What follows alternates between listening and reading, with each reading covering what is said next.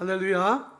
오늘 추수감사주일을 맞이해서 깊은 감사로 하나님께 예배하는 우리 태연의 사랑하는 성도들과 가정 위에, 그리고 지금 이 시간 온라인으로 함께 예배드리는 모든 주의 백성들 가운데에도 하나님의 은혜와 평강이 가득하시기를, 또 기쁨이 충만하시길 주님의 이름으로 축원합니다.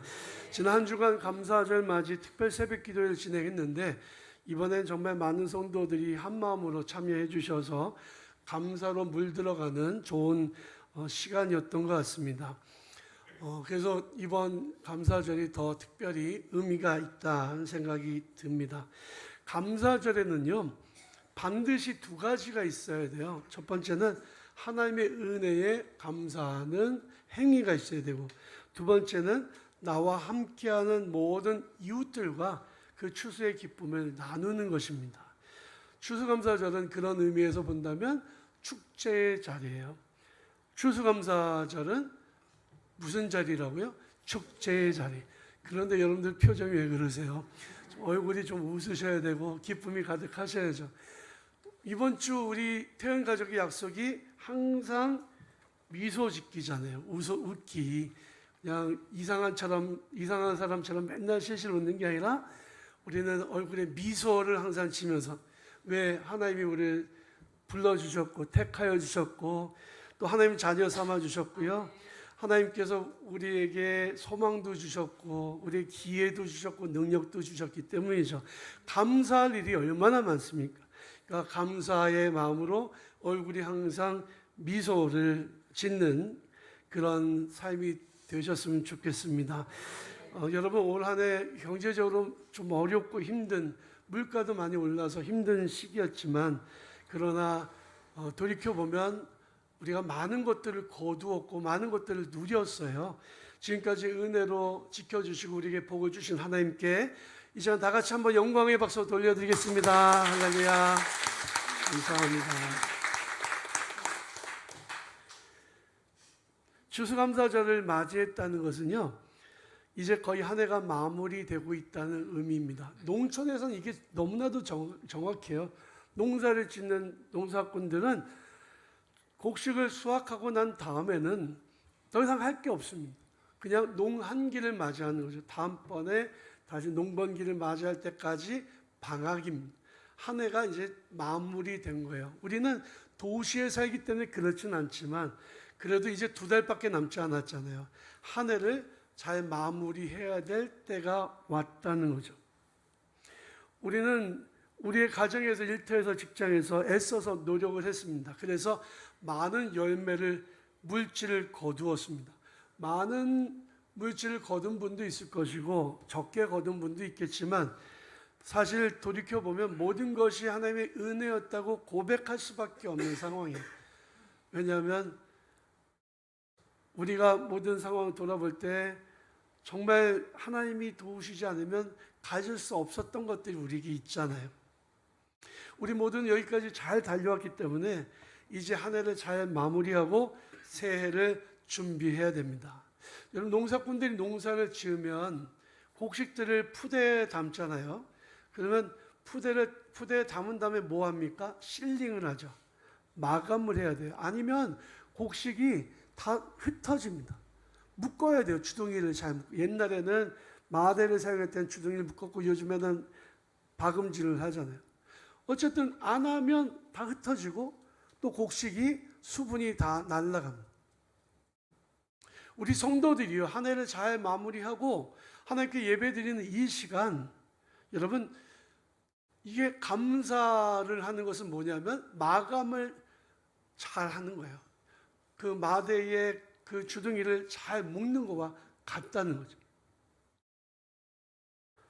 하나님께서 우리에게 모든 것을 주셨고 그 은혜에 깊이 감사하면서 잘 마무리하는 것, 이게 감사절의 의미입니다. 추수감사절의 성경적인 근거는 신명기 16장에 있습니다. 너희 타작마닥과 포도주 틀에 소출을 거두어 들인 후에 이래 동안 초막절을 지킬 것이요, 절기를 지킬 때는 너와 내 자녀와 노비와 내 성중에 거주하는 레위인과 객과 고아와 과부와 함께 즐거워하되 내 하나님 여호와께서 택하신 곳에서 너는 이래 동안 내 하나님 여호와 앞에서 절기를 지키고 내 하나님 여호와께서 내 모든 소출과 내 손으로 행한 모든 일에 복 주실 것이니 너는 온전히 즐거워할지니라. 우리가 추수감사주의를 하면 딱 그 주일만 하고 말잖아요. 우리는 지난 한 주간 특별 새벽기도를 통해서 감사의 마음을 가졌고요. 그리고 이제 돌아오는 토요일날 11월 11일 날은 친구 초청잔치를 하잖아요. 그러니까 이웃을 초청해서 그래서 축제를 벌이는 겁니다. 그러니까 성경적인 의미에서 완벽한 추수감사 절기를 지키는 것이다라고 볼 수 있습니다. 여러분들이 드린 추수감사헌금은 어떻게 쓰이냐면 면목칠동에 있는 가난하고 소외된 이웃들을 초청을 해서 고기를 대접을 합니다. 그래서 한 200명 정도를 요 지역에 있는 음식점에서 소우가라고 하는 음식점에서 그분들을 대접하면서 격려하는 시간을 가질 것입니다. 즉석식품이나 이런 것들은 나라에서 많이 복지관에서 나눠주지만 이렇게 맛있는 소고기를 먹는 기회는 사실은 거의 드물거든요. 그러니까 여러분들이 드리는 그 예물을 가지고 성경적인 의미처럼 가난한 사람들, 과부와 고아들, 나그네를 초청해서 잔치를 베풀었던 것처럼 그런 잔치를 베푸는 거죠. 또 하나 이번 주간에 있는 일 중에 하나는 우리 지방에 있는 작은 교회 목사님들과 사모님들을 초청해서 독감 예방 주사를 맞춰드리고 그분들을 또 이학가에 고기를 대접해 드리는 일을 할 겁니다. 또 친구 초청 잔치에는 지역의 주민들, 특별히 이 아파트 주민들도 초대를 해서 같이 식사를 나누면서 교제하는 시간을 가지려고 합니다. 이 성경적인 의미에서 굉장히 중요한 행사들이니까 여러분들 위해서 기도 많이 해주시길 바랍니다. 현대적인 의미에서 추수감사절은 영국 왕실의 지속적인 박해를 피해서 신대륙으로 피신했던 이주했던 청교도들이 아메리카 대륙의 동부 해안에 내렸는데 독충과 독사와 풍토병을 인해서 수많은 사람들이 죽고 살아남은 사람들이 지역에 있는 인디언들의 도움을 받아서 농사를 지었어요. 그리고 얼마 안 되는 소출이지만 자기들을 도와줬던 인디언들을 초청해서 함께 예배를 드리고 감사하고 축제를 벌였던 것이 현대적인 의미의 추수감사절의 시작입니다. 그렇게 본다면 추수감사절은 하나님의 은혜를 깊이 감사하면서 구원받은 백성들이 이웃과 함께 기뻐하며 즐거워하는 자리라는 뜻에서 그런 점에서 축제라고 말씀드릴 수 있어요. 사랑하는 성도 여러분, 여러분들 모두 23년 한 해를 잘 달려왔습니다. 이제 한 해를 잘 감사로 마무리하시길 바랍니다. 감사로 한 해를 잘 마무리하는 것에는 몇 가지 이유가 있는데요. 첫 번째, 왜 감사가 중요하냐? 감사는 하나님의 은혜를 인식하는 자세이기 때문에 그렇다는 거죠. 우리가 이 세상에서 요즘 사람들이 별로 감사를 잘 안 해요. 지난 특별 새벽 기도에 완주하신 분들은 감사를 드렸습니다. 감을 4개씩 드렸는데요. 얼마나 기분이 좋아요. 그죠? 제가 이렇게 운전을 하는데 간혹 끼어들기를 해야 될 때가 있어요. 운전하다가 그래서 오른쪽 깜빡이를 켜고 끼어들겠다고 표시하면 사람들이 버티는 사람도 있지만 대부분 이렇게 자리를 양보해 줍니다. 들어가면요. 저는 들어가면서 비상 깜빡이를 킵니다. 깜빡깜빡하고 고맙습니다 하고 그것도 모자라서 손을 또 들어줍니다. 너무 고마운 거잖아요. 나한테 친절을 베풀어 줬으니까. 어떤 사람은 제가 자리를 양보해 줬더니 들어오거든. 깜빡이를 켜고 그리고 창문을 열더니 손을 흔들어서 흔듭니다. 고맙다고요. 그걸 보면서 야 정말 기분이 너무너무 좋았습니다. 아 잘했구나. 저 사람은 어떻게 저렇게 감사의 표현을 잘할까. 그런데 어떤 차는 깜빡이를 켜고 들어오겠다 해서 비켜줬더니 그냥 쌩 하고 가더라고요. 속으로 얼마나 괘씸한지 야 저 누굴까? 남자일까 여자일까? 나이가 많은 사람일까? 어린 사람일까? 별의별 생각을 하면서 한동안 투덜거리면서 가게 돼요. 여러분 엘리베이터를 탈 때요. 문이 막 닫히려고 하는데 제가 오는 걸 보고 누가 버튼 눌러서 잡아줬습니다. 타면서 당연히 감사합니다 해야 되잖아요. 인사를 하고 들어가면 다 기분이 좋죠. 그런데 문을 닫히려고 하는데 누가 뛰어오더라고요. 제가 버튼을 눌러서 들어오겠더니요, 쌩 하고 벽 옆쪽을 보고서 아는 척도 안 하고 그러고 올라가더라고요. 그래서 속을 얼마나 괘씸한지. 이게 감사를 표현한다는 것은 이렇게 사람들 사이에서도 의미가 있고 중요한 일이에요. 그런데요, 하나님은 어떠실까? 하나님께서 우리에게 베풀어 주신 그 은혜에 감사하는 건 당연한 것 아니겠습니까? 하나님께서 우리에게 허락하여 주신 것들을 생각하면서 감사할 때 하나님은 우리의 감사를 기쁘게 받으세요. 사람들 사이에서도 내가 감사를 표시하면 감사는 반드시 돌아옵니다.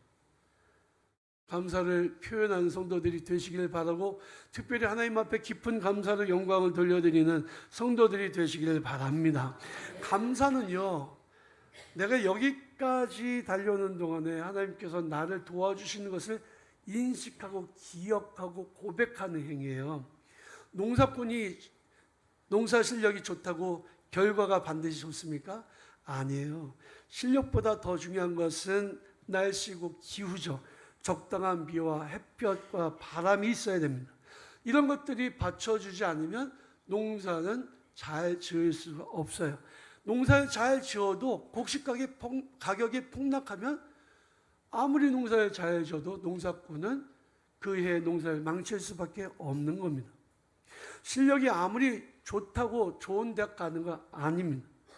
아무리 실력이 좋다고 사업에 다 성공하는 것은 아닙니다. 전도서 9장 11절에 보면 전도자는 이렇게 말씀합니다. 빠른 경주자들이라고 선착하는 것이 아니며 용사들이라고 전쟁에 승리하는 것이 아니다. 인생을 살펴보니까 그렇다는 거죠. 성도들은 하나님의 은혜가 없이는 살 수 없는 존재들이에요. 믿으시기 바랍니다. 성도들의 삶 속에 우연이란 절대 없어요. 아, 운이 좋았어. 아, 재수가 없었어. 이런 표현은 적당하지가 않아요. 적절하지 않습니다. 하나님이 도와주셔서 여기까지 왔습니다라고 고백하는 게 맞는 자세죠. 운에 맡기는 삶이 아니라 온전히 주님께 맡기는 삶이 믿음의 삶이고 성도의 바른 자세죠. 올 한 해 지나오는 동안에 내가 운이 좋아서가 아니라 하나님이 도우셔서 여기까지 왔습니다. 어렵고 힘든 일이 있었지만 하나님 도우셔서 잘 이겨냈습니다. 잘 견뎌냈습니다. 이게 신앙적으로 우리가 해야 될 고백이라는 거죠. 이것이 나를 도와주신 하나님을 인식하고 기억하고 그리고 고백하는 자세예요. 여러분, 하나님 앞에 깊이 감사하는 성도들이 되시길 바랍니다. 둘째로, 감사는요, 계약의 갱신이기 때문에 중요하다는 거죠. 여러분, 부동산 계약을 하면 다 계약서 다 쓰고 난 다음에 마지막 뭐 합니까? 최종으로 날인을 하거나 사인을 하잖아요. 내 사인이나 날인이 없으면 그것은 무효입니다. 은행에서도 마찬가지죠. 은행에서도 마지막 내 사인이나 도장이 없으면 안 되는 것처럼 하나님과 우리와의 관계에서도 감사는 사인이다. 가나안 땅 얘기를 한번 해볼게요. 팔레스타인 땅에 지금 전쟁이 막 벌어지고 난리가 났는데 그 땅이 누구 땅이냐 가지고 오랫동안 싸웠죠. 갈등이 있었죠. 팔레스타인 사람들은 이스라엘 사람들이 우리 땅을 빼앗았다고 얘기하고요.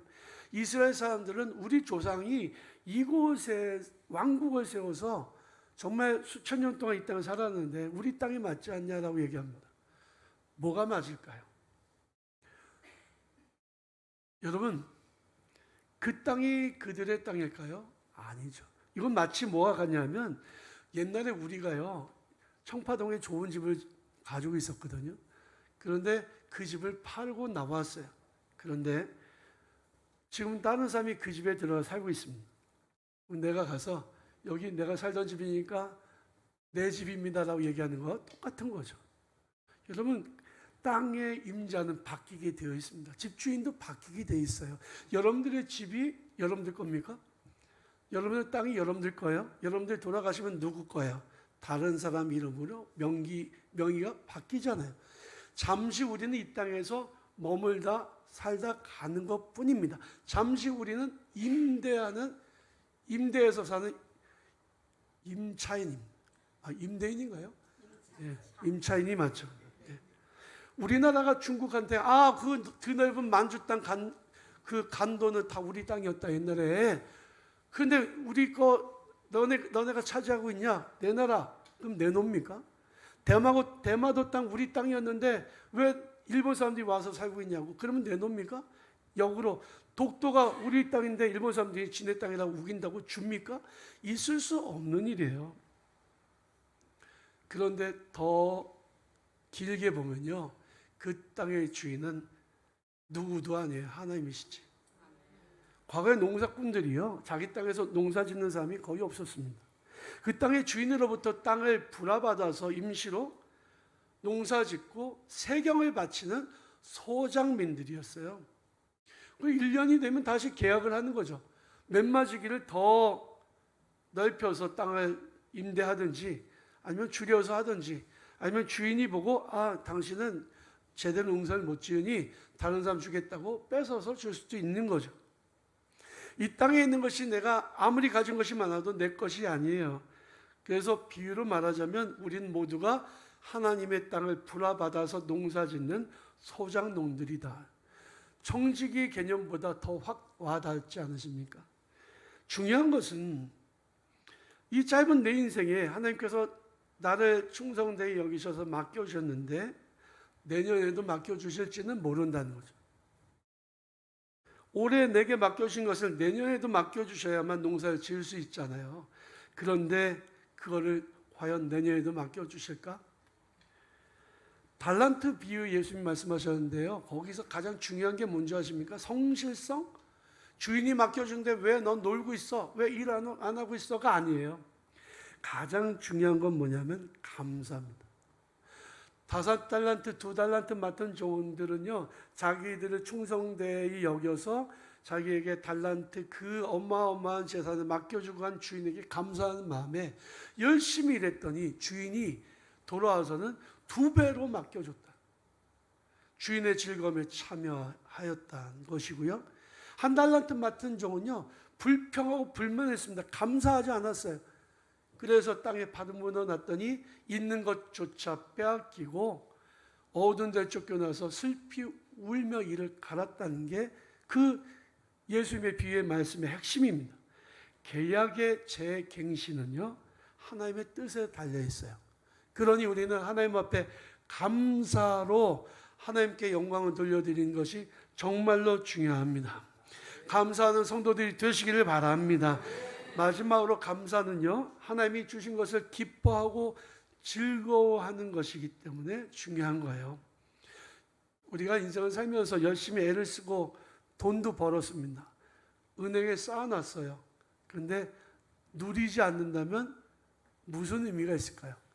내 통장에 있는 그 전아무개는 51조가 있다고 했다는데, 그게 숫자에 불과하지 않겠습니까? 쓰지 않으면, 꺼내서 사용하지 않으면 그건 그야말로 숫자에 불과한 거죠.